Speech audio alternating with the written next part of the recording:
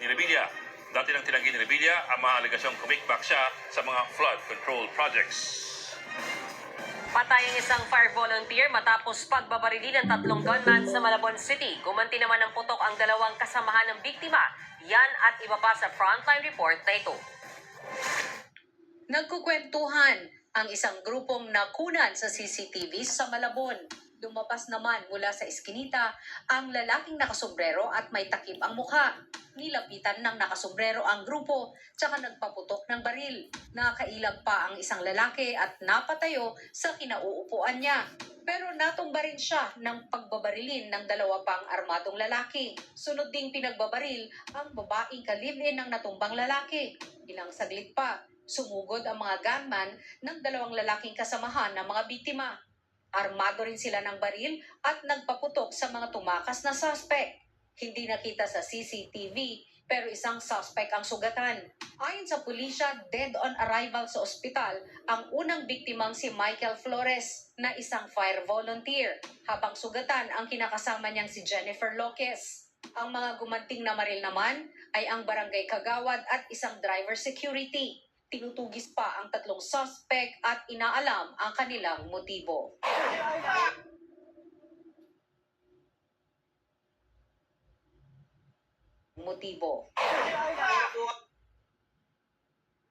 Maririnig ang sunod-sunod na putok ng baril sa cellphone video na ito sa Gapan, Nueva Ecija. Madilim ang kuha ng video pero pinagbabaril na pala ang isang lalaki ng kanyang katrabaho. Maririnig ang isang lalaking tinamaan ng bala. Hoy, tinamaan ako, pre! Tinamaan ako! Yan na ang huling sandali ng lalaking narinig sa video. Ang tinamaan ng bala na si John Michael Magtuto, di na umabot ng buhay sa ospital. Itinuturong suspect sa pamamaril si Flores Bulabañez. Ayon sa kapatid ng biktima, nagkaroon ng pagkatalo si Bulabañez at ang mga kasama ni Magtuto. Umihiraw kasi ang kasama ng biktima malapit sa tinutuluyan ng suspect. Nauwi ang pagtatalo sa pamamaril kung saan natamaan si Magtuto sa balakang, tiyan at hita. Tinutugis pa ang suspect na mahaharap sa reklamong murder. Nagbabalita mula sa Frontline, Margie Bentulan, News 5. Sinakta ng mga tanod ng magkapatid na ano'y ng gulo sa kanilang lugar. Kabilang sa mga sinaktan na pinatilong pinalo pa ng bakal sa baha. Nasa frontline balita yan si News 5 o si News 5 Mr. Exclusive Gary De Leon. Mr. Exclusive Gary De Leon. Mr. Exclusive Gary De Leon. Hihila ng mga barangay tanod pero nagmamatigas. Ang 17 anyos na si Jay sa covered court ng barangay Pineda sa Pasig City. Ayaw sumama ni Jay papunta sa patrol vehicle. Ang isang tanod tila napito na. Hihila niya ang damit at sinampal si Jay. Pero ayaw pa rin sumama ng binatilyo. At sunod naman siya pinalo ng bakal sa paa. Pati ang kumukuha ng video, hinataw din ng tanod ng pamalo. Parang dinakuyan niya ng si Miko. Pero patuloy sa pamamalo ng bakal ng tanod. Bawang tagpo na yan. Nagkagulo raw sa kanilang lugar. Nagkaasaran kumano ang mga nagiinuman kung saan nasapat ang kanyang kuya Miko. Nag-away-away nga po sila dito, batuan ng bote, sir. Umiinom po sila, sir, ang alam ko lang po. Pero po ako, tulog na po ako ng sir. Nagising po ako, nag-aaway na umiyak po mga kapatid ko. Pinagbabato po dyan sa harap ng bahay namin. Tapos kaaway po pala kuya ko. Nasaksak daw ng katana si Miko sa gitna ng gulo. Kaya nagpasaklolo sila sa mga opisyal ng barangay.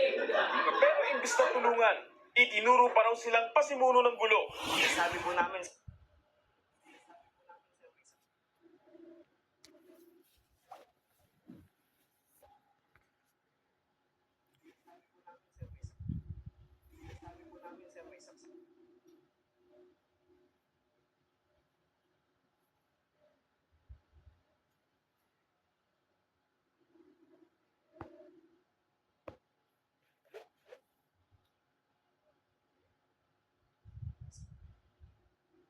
so,